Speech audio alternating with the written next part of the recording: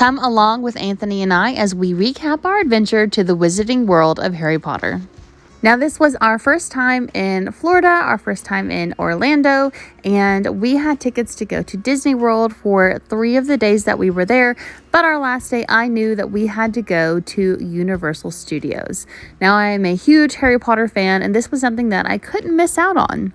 Now, I didn't know that as soon as you get there, you have to park in this large parking garage and then walk essentially to Universal Studios through like the city walk and everything like that until you get to your like ticket booth.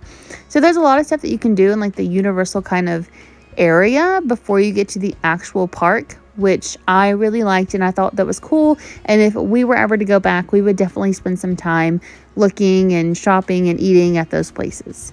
Now, I'm not going to lie, we were not there for anything other than the Wizarding World of Harry Potter.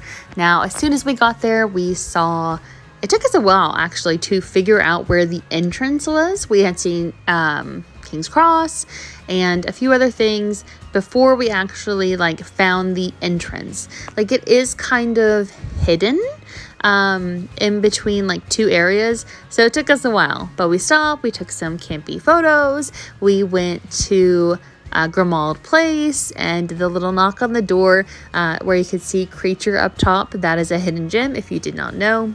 And then finally we were able to enter the Wizarding World proper.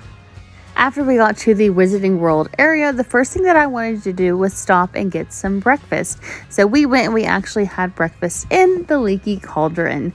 We got several different types of butterbeer. The hot is by far the best. And we just kind of sat and kind of enjoyed the ambiance. The design of all of these places is just absolutely amazing. Now, the busiest part was breakfast. We got to go and we got to do Gringotts Bank first, which I really enjoyed. That is a heck of a ride.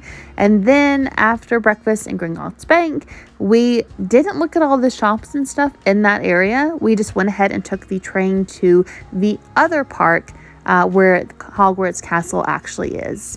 After we got to Hogsmeade, the first thing that we had to do was go ahead and look at the castle. We did the ride inside of the castle first, which was absolutely amazing. However, if I had to do it again, I would go to Hagrid's first. Hagrid's, the motorbike ride, had an atrociously long line, and not only is it long, but it is also very narrow in some places and mostly outside. While the Hogwarts ride, most of your kind of wait time is inside, which it's A, air conditioned if you're out there in the Florida heat, and B, there's so much stuff to see in the castle. Where at Hagrid's, it was very much kind of just gray walls. Everyone will tell you that when you are in Hogsmeade that you have to stop at Honeydukes, and I wholeheartedly agree. The candy was delicious, better than anything we had at Disney World, and it was just so beautiful and it was just amazing. And all of the shops at Harry Potter World, the Wizarding World, are just so full of detail and life that even if you're not buying anything, you just want to go in and look. You just want to explore, and you want to take your time. That is the most important thing. You want to take your time and look.